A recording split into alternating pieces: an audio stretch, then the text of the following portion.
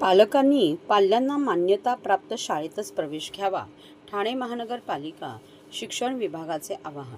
ठाणे महानगरपालिका हद्दीत मोठ्या प्रमाणात खासगी शाळा सुरू झाल्या असून अनेक शाळांतून नव्या शैक्षणिक वर्षाच्या प्रवेशासाठी रस्त्याच्या कडेला जाहिरातीचे फ्लॅक्स लावण्यात आले आहे. या जाहिराती पालकांचे लक्ष वेधून घेत असून या माध्यमातून पालकांची फसवणूक होण्याची शक्यता नाकारता येत नाही. पालकांची फसवणूक होऊ नये यासाठी ठाणे महानगरपालिका कार्यक्षेत्रात एकही अनधिकृत शाळा सुरू राहणार नाही याची दक्षता प्रशासन घेत असून पालिकेच्या वतीने अनधिकृत शाळांची यादी प्रसिद्ध करण्यात आली आहे.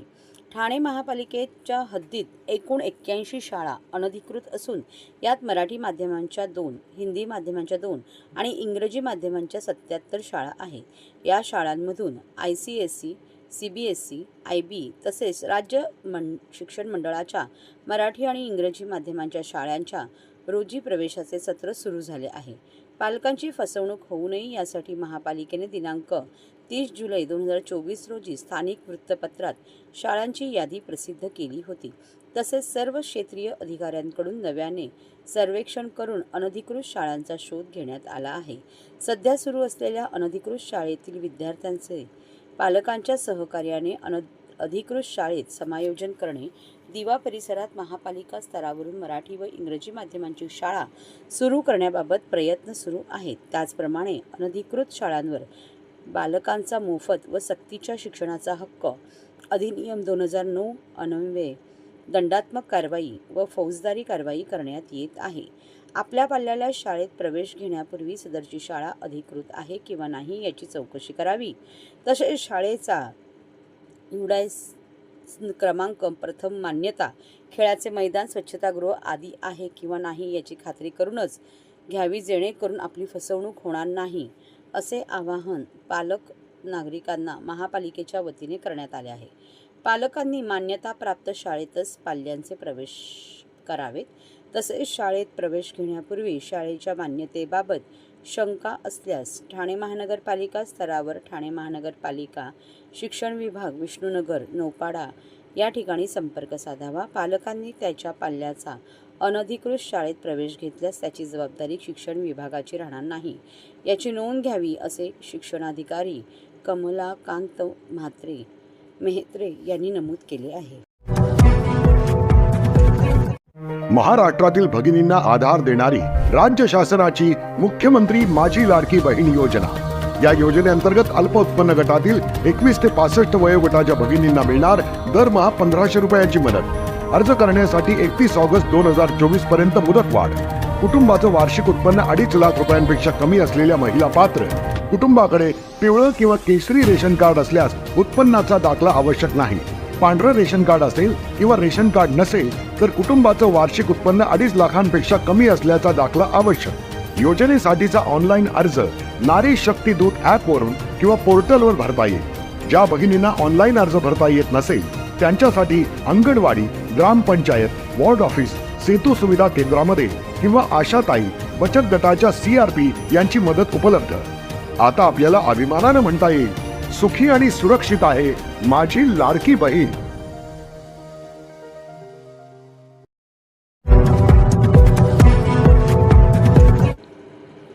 मंत्र्यांच्या जप्त केलेल्या मालमत्तेमधून परिवहन खात्याची सुधारणा करावी. ST दरवाढी विरोधात शिवसेनेचे ठाण्यात चक्काजाम आंदोलन. महाराष्ट्र राज्य मार्ग परिवहन महामंडळाने STच्या दरात तब्बल 14.95% भाडेवाढ लागू केल्याने राज्यभर संताप व्यक्त करण्यात येत आहे. ही दरवाढ रद्द करून परिवहन मंत्र्यांच्या जप्त केलेल्या मालमत्तेमधून खात्याची सुधारणा करावी अशी मागणी करत ठाण्यात शिवसेना उद्धव बाळासाहेब ठाकरे पक्षाच्या वतीने आज चक्काजाम आंदोलन करण्यात आले.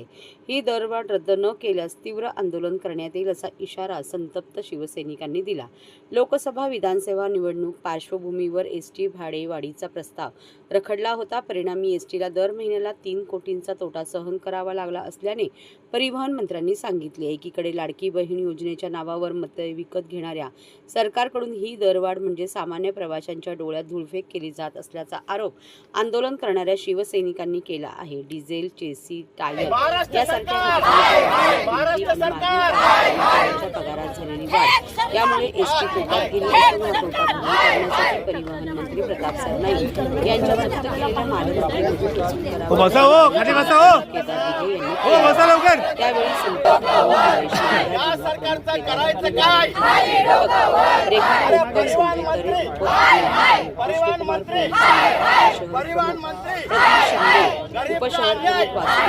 सचिन चव्हाण, प्रदीप शेडगे, वसंत गवाळे, प्रवक्ते अनिल गाढवे, संजय दळवी, महिला शहर संघटक प्रमिला भांगे, सुनंदा देशपांडे, संगीता साळवी, महेश्वरी तरे, विभाग प्रमुख, उपविभाग प्रमुख, शाखा प्रमुख व शिवसेना पदाधिकारी मोठ्या संख्येने उपस्थित होते. प्रवासी उपाशी, परिवहन मंत्री तुपाशी. ईडी सरकार हाय हाय, एसटी भाडेवाढ रद्द करा, प्रवासी उपाशी, परिवहन मंत्री तुपाशी या आशयाचे फलक हातात घेऊन शिवसैनिकांनी आज खोपट येथे एसटी डेपोमध्ये चक्काजाम आंदोलन केले. या फलक विशेष लक्ष वेधून घेत होते.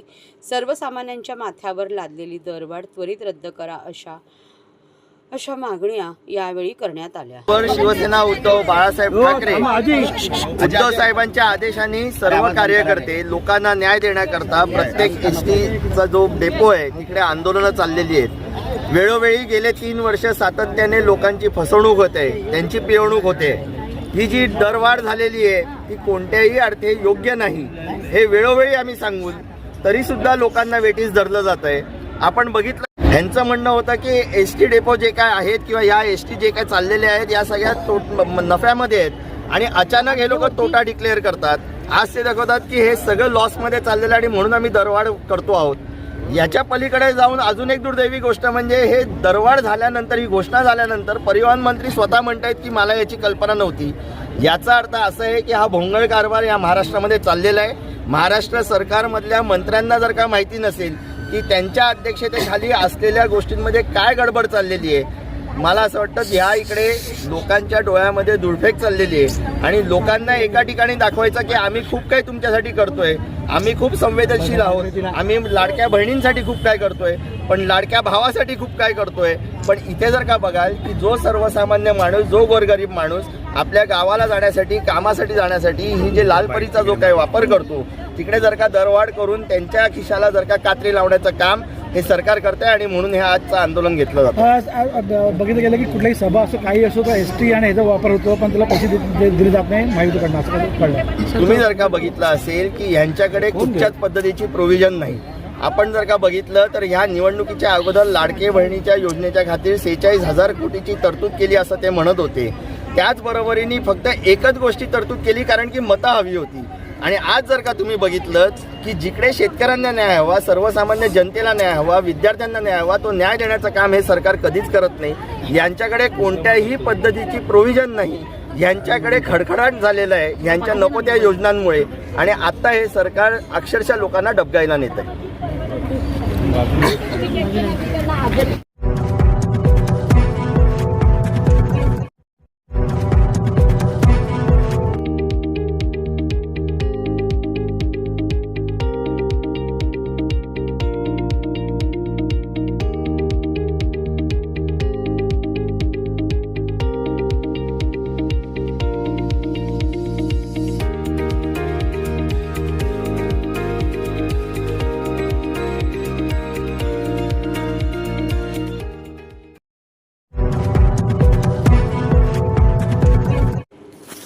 सोलापूर येथील शेतकरी शिवराम नामदेव भोसले यांना कॅन्सर झाल्यामुळे त्यांच्यावर आधार हॉस्पिटलमध्ये शस्त्रक्रिया झाली आहे.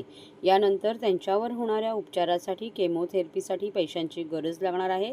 त्यासाठी स्वामी फाउंडेशनचे महेश कदम यांनी त्यांना 15,000 रुपये मदत म्हणून दिली आहे आणि त्यांनी ठाणेकरांना आवाहन केले आहे की ज्याची जशी ऐपत असेल त्यांनी शिवराम भोसले यांना मदत करावी. कमी लोकांना होतो त्याच्यासाठी सर्जरी, केमोथेरपी आणि रेडिओथेरपी ह्या सगळ्या प्रकार लागतात. तरीही त्याचा उपचार अवघड असतो. तर आता ह्या पेशंटचं जो ट्युमर वाढलेलं होतं ते सगळं आम्ही सर्जरी करून काढून टाकलेली आहे. त्याला किमोथेरपीची फार गरज आहे.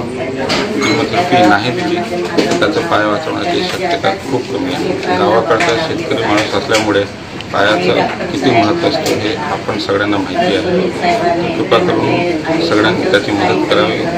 1 वर्ष किमोथेरपी आणि किमोथेरपीमुळे होणाऱ्या कॉम्प्लिकेशनसाठी त्याला मदतीने सहकार्य करावे अशी माझी रिक्वेस्ट आहे सगळ्यांना.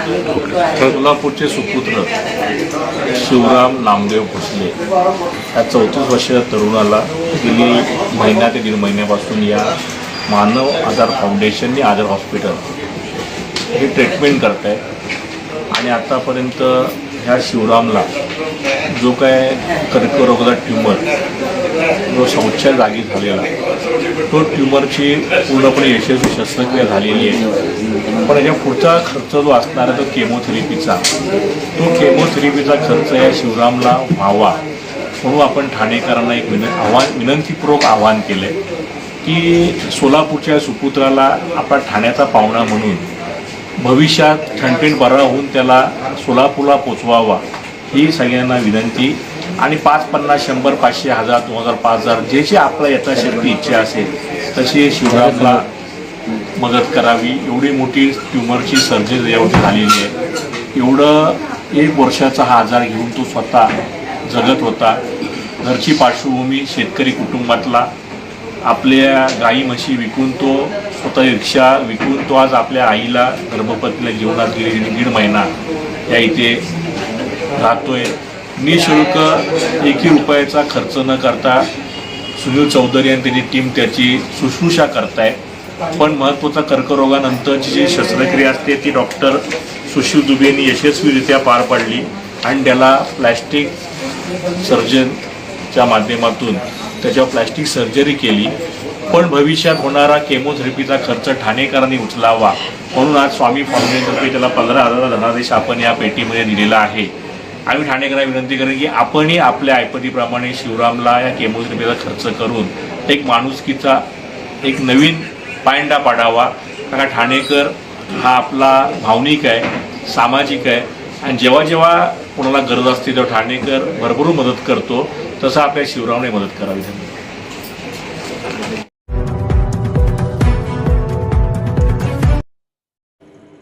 आनंद दिघे यांच्या जयंतीनिमित्त सर्व शिवसैनिकांनी शक्तीस्थळावर जाऊन दर्शन घेतले.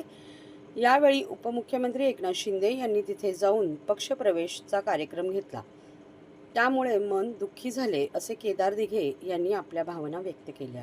त्याचं कारण असं आहे की उभ्या ठाण्याला आणि संपूर्ण महाराष्ट्राला काल जी गुरुवर्य धर्मवीर रामदिघे साहेबांची जयंती झाली त्या बाबतीत अनेकांनी आपल्या प्रसार माध्यमातनं, सोशल मीडियाच्या माध्यमातनं आणि स्वतःहून जे वर्षानुवर्षाची परंपरा आहे त्या अनुषंगाने शक्तीस्थळावरती येऊन नतमस्तक झाले. आणि दिघे साहेबांप्रती असलेला त्यांचा आदर, त्यांच्या बाबतीतलं प्रेम हे प्रत्येक जण वर्षानुवर्ष व्यक्त करतोय. पण त्या ठिकाणी आपण सगळ्यांनी बघितलं असेल की काल संध्याकाळी ज्यावेळेला बातम्यांमधनं हे आलं की तिकडे पक्षप्रवेश होत आहेत, हे बघून कुठेतरी दुःख झालं. याच्यावरचं कारण असं आहे की दिघे साहेबांच्या शक्तीस्थळावरती सर्वात पहिल्यांदी मी माझ्या प्रतिष्ठानच्या माध्यमातून भजन स्पर्धा आयोजन केली. याच्यावरचं कारण असं होतं की ज्या व्यक्तींनी उभं आयुष्य समाजाकरता त्याग केला, समाजासाठी घालवला, या ठाण्याच्या उत्कर्षासाठी घालवला, त्याच्या ठिकाणी अशा सात्विक आणि चांगल्या गोष्टी व्हायला पाहिजेत. आणि त्या शक्तीस्थळावरला अनेक लोकांना, विविध समाजातील सामाजिक काम करणाऱ्या आणि जे आपल्या वेगवेगळे पक्ष आहेत तिथल्या कार्यकर्त्यांना एक वेगळ्या पद्धतीची ऊर्जा मिळते, प्रेरणा मिळते. पण काल जो पक्षप्रवेश तिकडे त्या शिंदे गटांनी घेतलाय खरोखर दुर्दैवी गोष्ट आहे. कारण की ज्या गुरुवर्य धर्मवीर रामदिघे साहेबांनी त्यांच्या आनंद आश्रमामधनं उभं आयुष्य लोकांना जोडण्याचं काम केलं, तिकडे लोकांना तोडण्याचं काम त्या ठिकाणी चालू होतं. आता ते असं म्हणू शकतील की आम्ही आमच्या पक्षामध्ये जोडण्याचं काम करतोय. अहो पण शेवटी तुम्ही लोकांना तोडताच होतात ना दुसरीकडनं.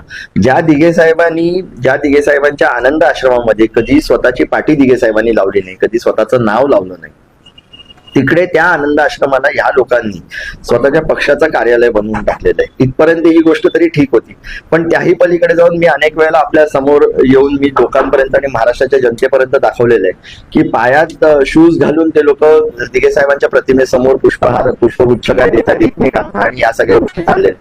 कुठेतरी या गोष्टी थांबल्या पाहिजेत आणि म्हणून आजची पत्रकार परिषद आहे. हा मेसेज उभ्या महाराष्ट्राला आहे, महाराष्ट्राच्या जनतेला आहे, विविध पक्षातल्या कार्यकर्त्यांना आहे की आपण ज्या समाधीस्थळी जातोय तिकडे दिघे साहेबांकडनं एक वेगळी ऊर्जा वेगळी प्रेरणा घेण्याकरता दिघे साहेबांच्या आनंद मठामध्ये आपण बघितलं असेल की प्रत्येक वेळेला विविध पक्षातील कार्यकर्ते नेते हे एकत्रित येऊन बसायचे, चर्चा करायची आणि ती चर्चा फक्त लोकांच्या कल्याणासाठी किंवा या ठाण्याच्या उत्कर्षासाठी आपण काय करता येईल ह्या करता होती.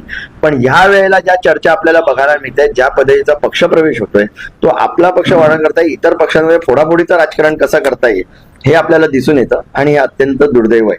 त्याचबरोबरीने गेल्या अनेक दिवसात ठाणे शहरामध्ये विविध ठिकाणी विविध आमच्या पदाधिकाऱ्यांवरती हल्ले होत आहेत, ज्याच्या बाबतीतले अनेक वेळेला त्या पदाधिकाऱ्यांनी पोलीस यंत्रणांपर्यंत दाद मागण्याची प्रयत्न केला. त्याच्यापैकी एक उत्तम उदाहरण म्हणजे सुरेश कलगुडे म्हणून आमचे जे पदाधिकारी आहेत त्या जय महाराष्ट्र तिथे जाऊन त्यांनी जे अनधिकृत बांधकामाच्या विरुद्ध जो काही आवाज उठवलेला आणि जे काही टीएमसीला लेटर वगैरे दिलेलं, त्याचबरोबर तिथे स्थानिक आमदार बीजेपीचे जे आहेत संजय गायकर साहेब यांनी देखील तिकडे पत्रव्यवहार केलेला. पण त्याच दिवशी रात्री ते अनधिकृत बांधकाम जेव्हा आम्ही महानगरपालिकेच्या आयुक्तांना भेटलेलो विविध प्रश्न ठाणेकरांचे घेऊन, त्याच्यानंतर म्हणजे त्या मीटिंगमध्ये त्या कॉन्फरन्समध्ये असं झालं की त्यांनी सांगितलं हे बघा आम्ही जमीनदोस्त केली ही सगळी अनधिकृत बांधकामं. आणि त्याच रात्री ज्या कलगुड्यांनी हा विषय पुढे आणलेला त्यांच्याच गाडीवरती हल्ला झाला, त्यांना शिव्या घालण्यात आल्या. त्याचं रेकॉर्डिंग देखील आपण दाखवलेलं आहे विविध प्रसार माध्यमातून. याचा अर्थ असा आहे की जो ह्या अंधाधुंदी कारभारला हो म्हणेल त्याला पाठिंबा देईल तो आपला, आणि जो लोकांच्या न्याय हक्कासाठी उभा राहील तो परका, त्याच्यावरती अन्याय करा, त्याच्यावरती अशा पद्धतीचे भ्याड हल्ले करा किंवा कोणाच्या माध्यमातून तरी हल्ले करा, पण त्याला कुठच्याही पद्धतीचं संरक्षण मिळत नाही. हे आपण ठाण्यामध्ये गेले 3 वर्ष बघत आहोत आणि हे ठाणेकरांचं दुर्दैव आहे. हेच आपल्या माध्यमातून लोकांपर्यंत पोहोचवायचं.